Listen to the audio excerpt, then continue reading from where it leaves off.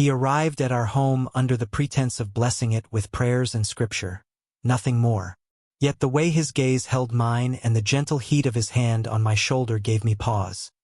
There was something unexpectedly perilous in his presence.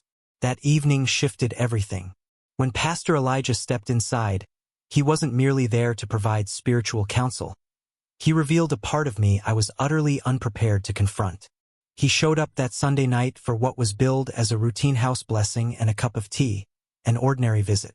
My mother had summoned him right after church, beaming as she declared that our new pastor would finally infuse our home with true holiness. She said it half jokingly, but I could hear the weight beneath her words.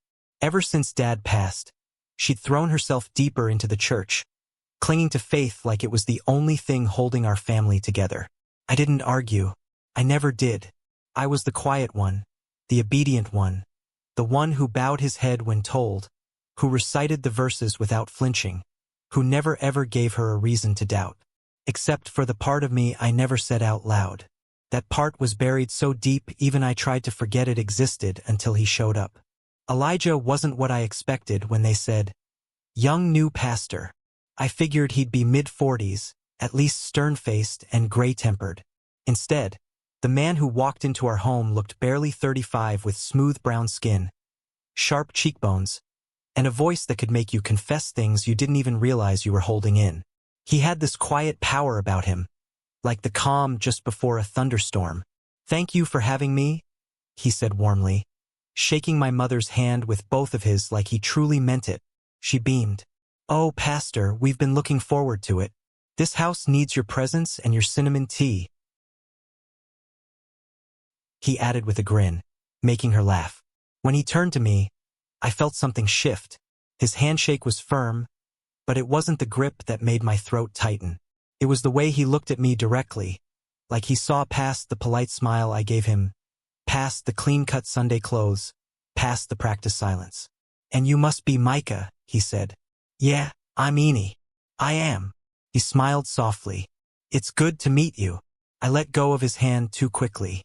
Dinner passed in the usual way, my mother doing most of the talking, my grandmother chiming in from time to time, and me sitting quietly, stealing glances when I thought no one would notice. Elijah listened intently, asked thoughtful questions, laughed at all the right moments. He was good, maybe too good. Afterward, we moved to the living room for the blessing. He asked if we'd like to pray together. And of course, my mother lit up like a Christmas tree. "Micah," she said, "go stand with the pastor. He'll lead." I nodded, stepping forward. Elijah placed a hand on my shoulder as he began to pray. His voice dropped lower, smooth, gentle, almost melodic. I closed my eyes, trying to focus on the words, but all I could feel was the warmth of his palm pressing into me. The way his thumb moved slightly, almost like a stroke, slow, intentional. It lasted only a second longer than necessary, but I noticed. My heart pounded. I opened my eyes just enough to glance sideways at him. His were closed, brow relaxed in concentration. I tried to convince myself it was just my imagination, just me projecting feelings I'd been trying to silence since I was 13. But when the prayer ended and he looked at me again, his gaze lingered just a little too long. Later that evening, after the tea had been poured and the small talk had run dry, Elijah asked my mother if he could speak to me privately. My heart jumped. "Of course," she said, not even blinking. "Micah, take him to the den." We sat across from each other in the quiet room. The soft hum of the ceiling fan, the only sound between us. "You seem thoughtful," he said finally. I blinked. "Sorry." Quiet, focused, like something's on your mind. I shrugged, trying not to look at him. "That's just how I am." He studied me for a moment. "You don't have to tell me anything, Micah, but I want you to know I've seen that look before in other young men. Ones who sit where you are now. Ones who are carrying something they're afraid to name." My breath caught. I don't know what you mean." He didn't push, just nodded, his voice still calm. "If you ever do, I'm here." That should have been it. Just a kind pastor offering gentle support. But the way he looked at me after he said it wasn't a pity. It wasn't a brotherly concern. It was something else, something softer, something sharper. and when he stood to leave, he placed a hand on my arm, not my shoulder, not a casual pat, a slow grounding touch just above my wrist. He didn't say anything. He didn't have to. I sat in that room long after the front door closed behind him. Long after my mom started the dishwasher. Long after my grandmother fell asleep in her armchair. I just sat there staring at the hand he'd touched, trying to tell myself it meant nothing. Trying and failing because something about it felt like the start of something. And deep in my chest, I knew this was just the beginning, and I had no idea where it would lead. Pastor Elijah returned that Thursday evening. My mother had invited him over again after Sunday's visit, thrilled by how warm and grounded he was. She praised him nonstop as she straightened couch cushions and reheated leftovers. "He's not like the last one," she told me while brushing crumbs off the table. "That man made you feel like hell just for breathing. But Pastor Elijah, he actually sees people." I didn't answer. I just nodded like I always did. When Elijah arrived, he wasn't dressed in his usual button-up and tie. He wore a soft beige sweater with the sleeves casually rolled to the elbows and dark slacks that clung just enough to make my breath stutter for a moment. He greeted my mother with a gentle hug and handed her a paper bag. "I bought cinnamon rolls," he said with a smile. "Figured Micah might appreciate them." My mother beamed. "You remembered? That's so sweet." I looked up and met his eyes just briefly. He smiled at me like it meant something, and I felt it all over again. That stirring I couldn't explain. The one I'd tried so hard to ignore after the last time he touched me. Dinner passed the way these things always did. My grandmother nodded off after the soup, and my mother disappeared to take a call from my aunt. Elijah and I were left alone at the table sipping lukewarm tea. The air was thick with unspoken things. "I wanted to apologize," he said quietly, turning his mug slowly between his palms. "If I made you uncomfortable last time, I didn't mean to." "You didn't," I said, maybe too quickly. "I mean, you didn't make me uncomfortable." His eyes searched mine. "Are you sure?" I nodded, my hand resting near the edge of the table, barely an inch from his. "It wasn't bad." He leaned forward slightly.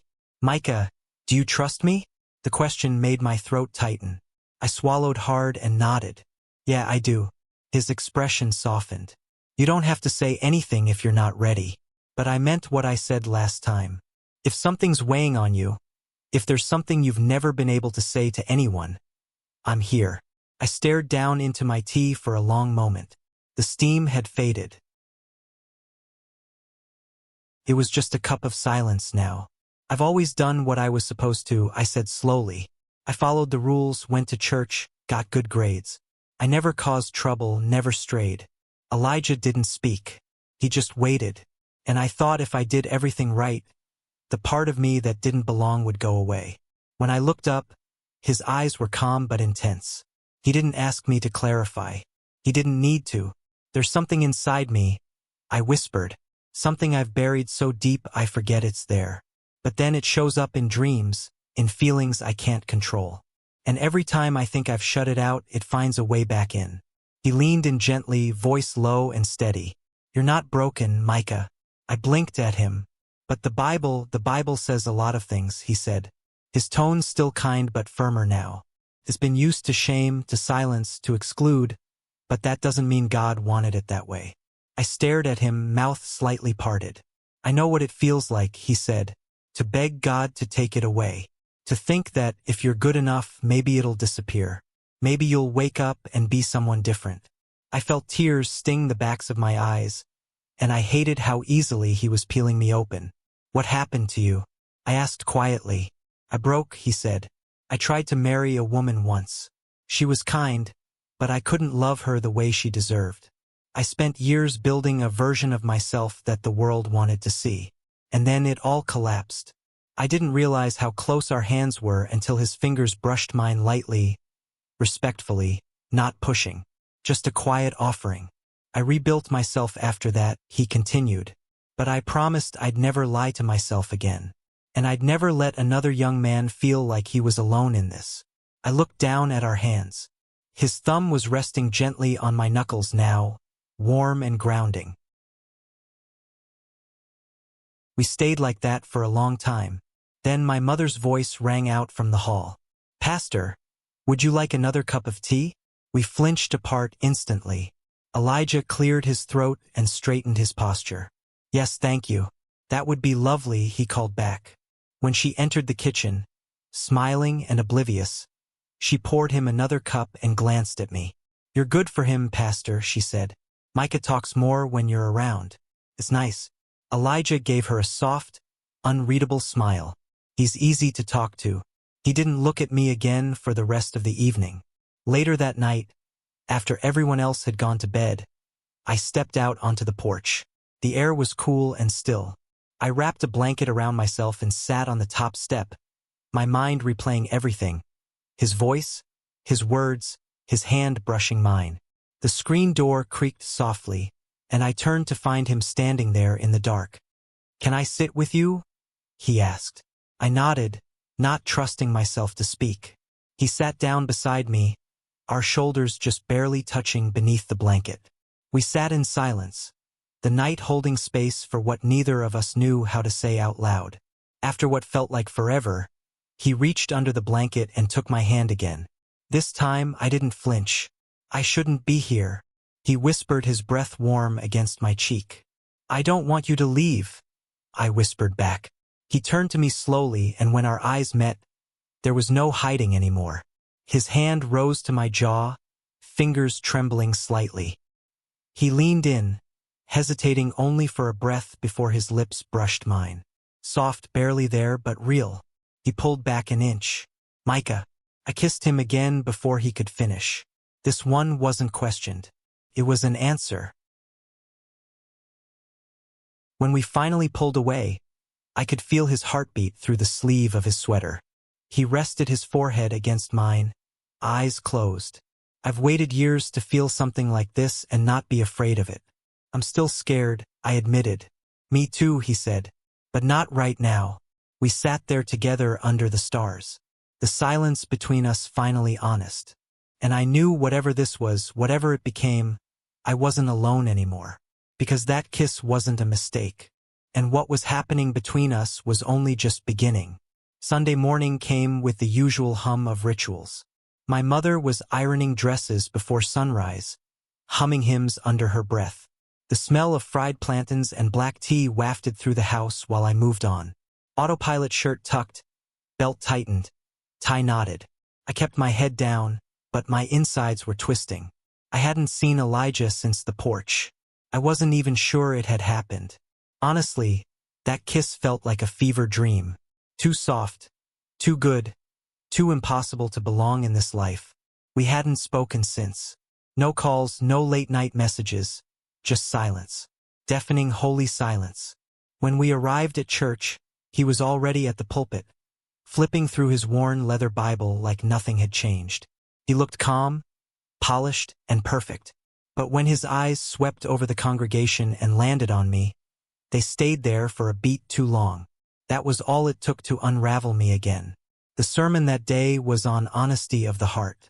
Elijah spoke about confession, about not running from truth, no matter how painful it felt. His words were fire, and I swore. I knew he wasn't speaking to the room. He was speaking to me. After the service, I slipped out early. I couldn't take the tension, the weight of everything unsaid pressing against my ribs. I was halfway down the church sidewalk when I heard his voice behind me. "Micah." I turned, trying to look casual, but my throat had already gone dry. He walked toward me, holding a bundle of papers. "You forgot the youth group sign-up sheet," he said, but his tone held something else. Something unspoken. "Oh," I said dumbly. "Right. Thanks." His fingers brushed mine as he handed it over. Too long. Too intentional. He leaned in and added quietly, "Will you stay after choir on Tuesday?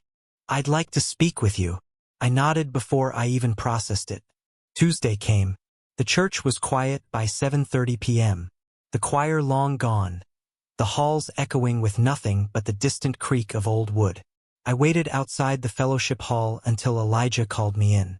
He was in the small office tucked behind the sanctuary, an old room with faded curtains, and a dusty bookshelf stacked with theology texts and forgotten hymnals. He shut the door behind me. "Thanks for staying," he said. I nodded, my palms slick with sweat. He sat on the edge of the desk, arms folded. "I wasn't sure if you'd come." "Neither was I." He studied me for a long moment. "You've been quiet. So have you. I didn't want to pressure you. But you kissed me." "I know," he said softly, "and I haven't stopped thinking about it." I exhaled slowly. "Me either." He stood and took a slow step toward me. "Micah, do you feel guilty?" "Yes," I said. "But not because of you. Because I don't want to." He stopped in front of me, so close I could feel his breath. "We're told to feel shame for wanting, for needing connection. But connection isn't the sin. Denying it is." His words struck something in Medep raw, echoing through all the years I spent pretending I couldn't feel what I was feeling now. He raised a hand to my jaw. "If this is wrong, tell me now." My heart pounded, chest rising and falling as I struggled for breath. "I don't want it to be wrong." That was all it took. He leaned in slowly, giving me time, always giving me time, and kissed me again, this time deeper. No hesitation, no veil of excuses. I pressed into him, hands fisting in the soft fabric of his shirt.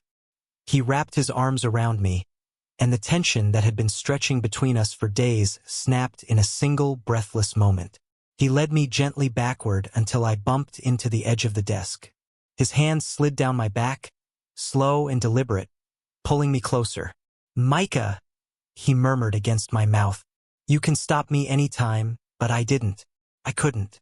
My fingers explored his chest, memorizing the feel of muscle beneath cotton. He pulled back just enough to look at me, eyes heavy, lips parted. "We should stop," he said. I swallowed. "Should we?" He kissed me again, harder this time, fingers slipping under the hem of my shirt, grazing bare skin. I gasped, hips bucking forward. He stilled. "This is dangerous," he breathed. "I know, and I don't care." Then everything blurred. He turned me slowly, my back against the door now, his hands on either side of my head. He kissed down my neck, tongue trailing fire across my skin. My shirt lifted. His hand was on my waist. My body ached, buzzed, and begged for more. We didn't go all the way, not that night, but we danced along the edge of it, dangerously close, until our foreheads were pressed together again, both of us shaking. When it finally ended, we stood in the center of the room, breathless and undone. He cupped my face with both hands, looking at me like I was something fragile he didn't want to break. "I've never touched someone like that before," he admitted, voice raw. "Not because I didn't want to, but because I never let myself." I nodded. 2 days to speak. "I should take you home," he whispered. "I know." He stepped away slowly, his touch lingering like heat even after it was gone. We didn't talk on the ride back. We didn't need to. Everything we were afraid of was already in motion. And I knew as I watched the church fade in the rear-view mirror, my hands still trembling in my lap. That wasn't just a moment. It was the beginning of the storm, and there was so much yet to come. It was the rain that set the mood that night. Not a storm, just a soft, steady pattern that dulled the world outside my window. My mother had gone to her overnight women's retreat with the church group, and my grandmother was tucked away in her room by 8 p.m. as usual. The house was quiet, too quiet, and yet it hummed with a current I couldn't explain, like something was coming. At 9:12, my phone buzzed. A simple message. "I'm outside." My heart jumped before I could stop it. I pulled on a hoodie and went downstairs barefoot, stepping carefully so the floorboards wouldn't creak. When I opened the door, Pastor Elijah stood on the porch, hands in his coat pockets, hair damp from the rain. The porch light cast golden shadows over his face, making him look both familiar and suddenly untouchable. "I shouldn't be here," he said. I leaned against the doorframe, whispering, "And yet here you are." He didn't answer right away. His eyes scanned mine like he was searching for a reason to turn back. But whatever he saw there must have settled the debate. "Can I come in?" I stepped aside without a word. He moved quietly, shaking rain from his coat before hanging it on the rack. I led him to the living room where the dim lamplight offered just enough glow to feel safe, but not exposed. He sat on the edge of the couch while I stood unsure where to go or how to begin. Elijah looked up at me. "Micah, if I stay tonight, things might change between us. Are you ready for that?" I swallowed the lump in my throat thick and heavy. "I don't know, but I don't want to keep pretending I don't feel this." He stood and closed the distance between us with measured steps. His hand came up slowly, brushing the side of my face with a kind of reverence that made my skin shiver. "Neither do I," he said, voice hushed. "Not anymore." Then he kissed me. This time there was no hesitation, no guarded pullback. His lips were soft but sure, his hands finding my waist like he had been aching to touch me. I melted into him, gripping the front of his sweater, needing something to anchor myself to because the floor no longer felt stable. We moved together, wordless, breathless. His hands slid beneath the hem of my hoodie, fingertips grazing my spine, making me arch into him. He kissed down my jaw, my neck, slow and careful, like he was memorizing me. "Tell me if you want me to stop," he whispered against my skin. I shook my head. "Don't stop. Please don't." He guided me gently to the couch and I let myself fall with him. Our legs tangled, hands exploring with growing urgency. I couldn't believe how natural it felt though, right? His body felt pressed against mine, like it had always been meant to be this way. He paused to look at me, hovering just above, eyes dark and full of something I couldn't name. "You're shaking." "I've never done this," I admitted, voice barely audible. "I know," he said. "I'll be careful." And he was. Everything about him was careful. The way he kissed my chest, the way his fingers moved, the way he whispered my name between kisses like it meant something sacred. The air grew heavier, sweeter. My skin felt like it was glowing under his hands. Clothes were shed slowly, reverently. He kissed every new inch of skin like it was some unspoken vow. My breath hitched when he touched me fully, my back arching off the couch. I clung to him, gasping into his neck as he moved lower, taking me apart with patience and precision. It wasn't rushed. It wasn't reckless. It was intentional, consuming, quiet in the most deafening way. Time slipped away. When we finally collapsed into each other, our bodies slick and tangled beneath the throw blanket. Elijah exhaled deeply, pressing his face into my shoulder. His arms wrapped around me tightly, holding me as though letting go would undo the entire night. We didn't speak for a long time. We just breathed. Eventually, I turned to face him, studying the lines of his face, the gentle sadness behind his tired eyes. "Do you regret it?" I asked. He paused. I regret waiting this long to let it happen." I traced a line down his chest with my finger, feeling his heart still racing beneath the surface. "What happens now?" "I don't know," he whispered. "But tonight, I just wanted to feel like myself. And with you, I do." He kissed my forehead, then pulled me tighter against him, resting his chin on the top of my head. "I'm scared," I admitted into the hollow of his throat. "Me too," he said. "But I think I'd be more afraid of losing this, of losing you." We stayed on that couch for hours, barely sleeping, just holding, breathing, listening to the rain. By morning, the world hadn't changed. But I'd crossed a threshold I could never uncross.